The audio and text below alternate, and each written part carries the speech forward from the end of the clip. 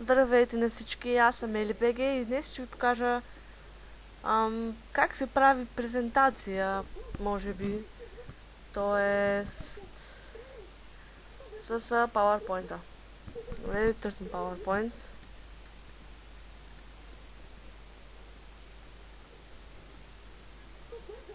Така, презентацията може да е на тема, каквато си поискате. Аз лично темата ще е за една актриса, която много ми допада и филма, в който играе, също много ми допада. Може да я знаете. Значи за първо нещо, аз винаги правя дизайна на слайдовете. Но, примерно, избирате се някакъв, какъвто ви хареса. Не знам, аз мисля да е нещо цветно.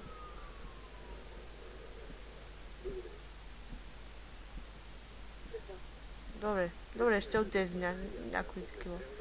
Обикновена, примерно, ето тази. Заглавието ще е за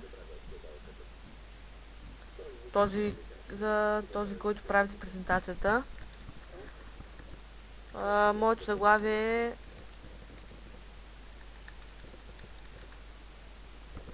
за Мелина Канакаралес. Добре, сега за да го поставите в средата, може би знаете как се поставя, но все пак ще го направя малко по-голям шрифт, защото не се вижда много добре. Ето така. И тук може да сложите снимка на Мелина, или на който правите презентацията, разбира се. Давайте Insert Picture from File. Не. Добре, тук къде беше? Да, Picture. Търсим където сме поставили снимките. Ето тази. Ще сложим ето тук. Да го големим малко. Или да сменим малко.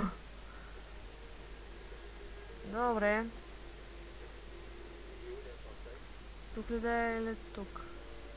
Добре, тук ще е. Или по средата. Това да го махнем.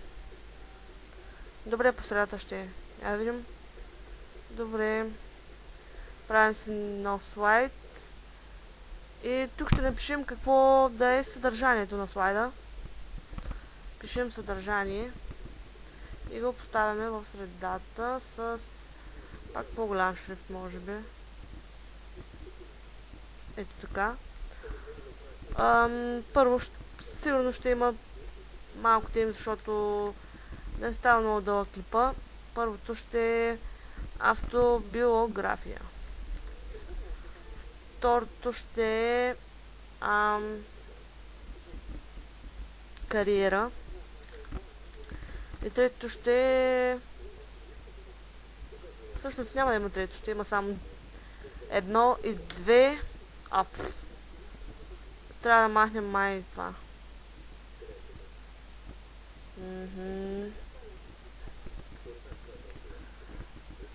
Ще има две, автобиография и кариера. Но, как да направя? Не, така. Това ще е така.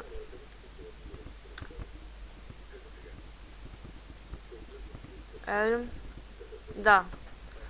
Добре, правим друг слайд и пишем автобиография. Пак в средата с малко по-голям шрифт, за да се вижда по-добре. Ето така. И сега да влезем в интернет и да потърсим информация за това, което правим презентация.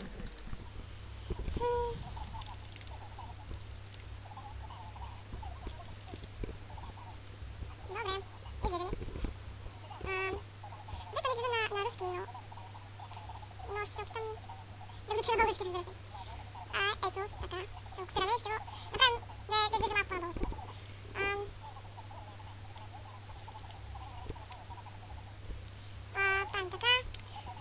пишем родена е на 24 април. Не, това не мога да махнем. Може. Да, аз научавам нещо от тези уроци. 24 април. Тук махаме. Между другото е по-голяма от мама. Няколко месеца. 1967 година. От програм по-голяма. Добре, ще махнем това. И ще напишем...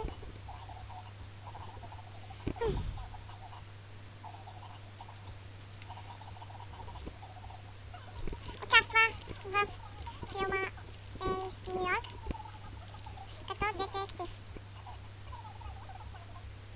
Давай.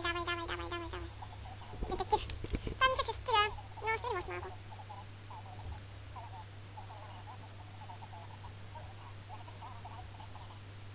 Тук също е на руски, не знам защо.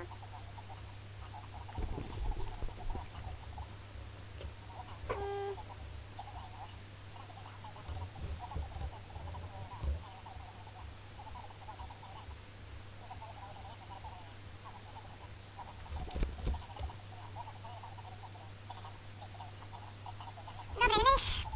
На английски по-лесно е, може би. Добре. Сега да напишем. Добре, ще напишем, че е омъжена за Константинидис. Естествено. И кога? Това ще го припишем. Смисъл. Това ще го изкрием. Ще напишем, има омъжена. През омъжена на 6 септември на 1992 беше. Да. Има две дъщери. Зо и Карина. Добре, това ще е за сега. Точка. Махаме това. Това го махаме също. Ето така.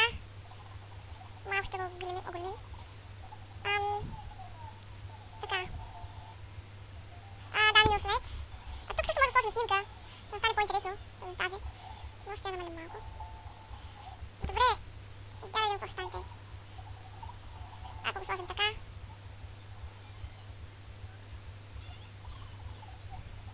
Добре, ето така ще го сложим.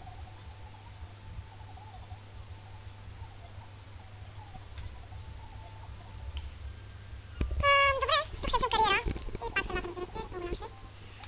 Добре, кариерата е... Ето. Добре, ако не се бавно да превеждам, ще го вкараме, ще го поставя просто. И за мен английски, така ако не интересно, ще го гледате. Защото аз просто казвам да си тази презентация, не е нужно да превеждам. Защото аз не мога много, така че... Така, тук ще пак още една снимка. Добре. Insert, picture, ето тази ще сложим. Ето така. За край ще сложим благодаря за вниманието. Ето така пишете благодаря ви за вниманието. Добре, тук слагаме още една картинка.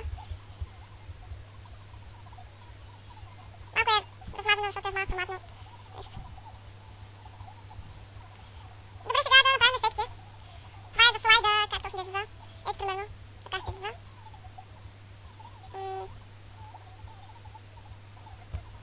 Това защото е излезе, не знам просто.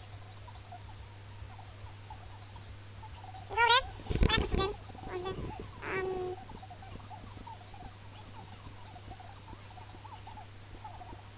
Това е бъдното. Това ще избера друго.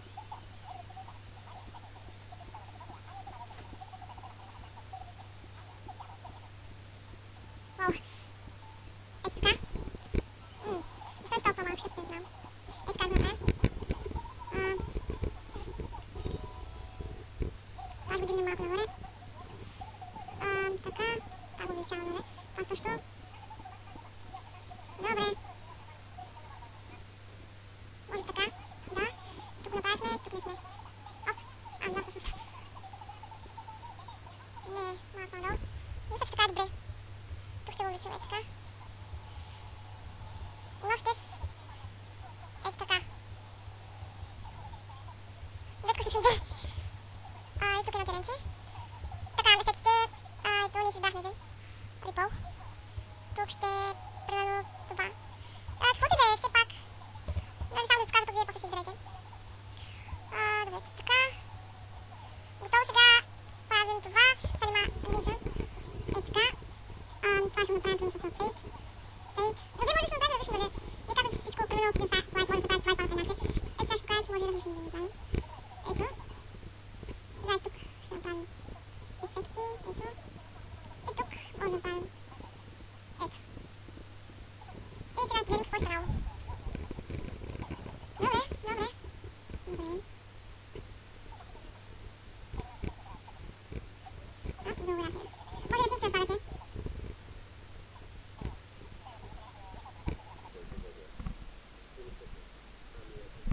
И така, общо взето се прави презентация с PowerPoint-а.